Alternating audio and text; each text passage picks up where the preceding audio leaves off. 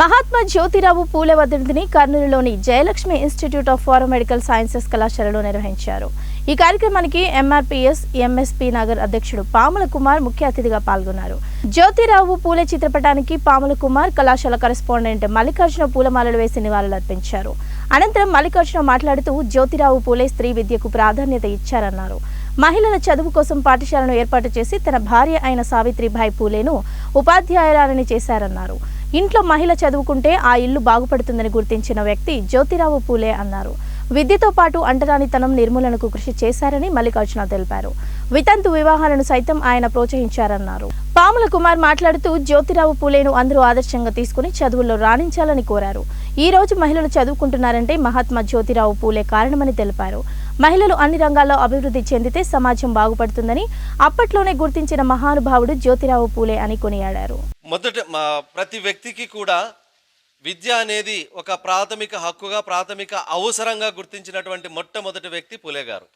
విద్య అనేది ఒక మనిషికి ప్రాథమిక అవసరం, ప్రాథమిక హక్కులాగానే అవసరం కూడా విద్య అనేది కావాలి అని చెప్పేసి నమ్మి ఆ దిశగా అడుగులు వేసినటువంటి వ్యక్తి. అలాగే సోషల్ రిఫార్మర్, విడో మ్యారేజ్ను కూడా అతను సపోర్ట్ చేస్తూ దానికోసం కూడా ఎంతో గొప్పగా కృషి చేయడం జరిగింది. అతను చనిపోయి ఈ రోజుకి 134 సంవత్సరాలు అవుతున్నా మనం అందరం అతను గుర్తు చేసుకుంటున్నామంటే దేశానికి కావాల్సి ఈ రోజు పరిస్థితిని గమనించి దేశానికి ఏం కావాలి, విద్య కావాలి అని చెప్పేసి విద్య కోసం తను, అలాగే సతీమైనటువంటి సావిత్రిబాయి పూలే గారు కూడా విద్య కోసం 10 మందికి విద్యను పంచడంలో వాళ్ళు సఫలీకృతులైనారు. అందుకే వాళ్ళని ఆదర్శంగా తీసుకొని ఈరోజు ఉన్నటువంటి స్త్రీలు, విద్యార్థినులు విద్య వైపు అడుగులు వేస్తూ తమ తమ కుటుంబాల్లో మంచి వెలుగులు నిలుపుకుంటూ అసమానతలు లేనటువంటి సమాజాన్ని మనకు మనంగా సృష్టించుకోవాలని విద్యార్థులందరినీ కోరుకుంటూ సెలవు తీసుకుంటున్నాను. మహాత్మనీయులైన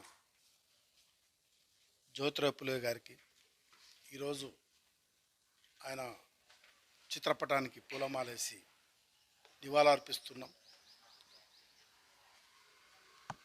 అందులో భాగంగానే మేము దుఃఖిస్తున్నాం. ఎందుకంటే ఆయనను చూడలేదు, కానీ ఆయన చరిత్రని చదువుతుంటే ముఖ్యంగా ఆ రోజుల్లోనే అగ్రవర్ణ కులాల్లో నలగబడిన వ్యక్తిగా ఎక్కడో మహారాష్ట్ర పూణేలో జన్మించిన సార్ గారు జ్యోతిరావు పూలే గారు. అయితే సావిత్రిబాయి గారిని పెళ్లి చేసుకొని ఆమెకు కూడా ఆయన్నే చదువు నేర్పి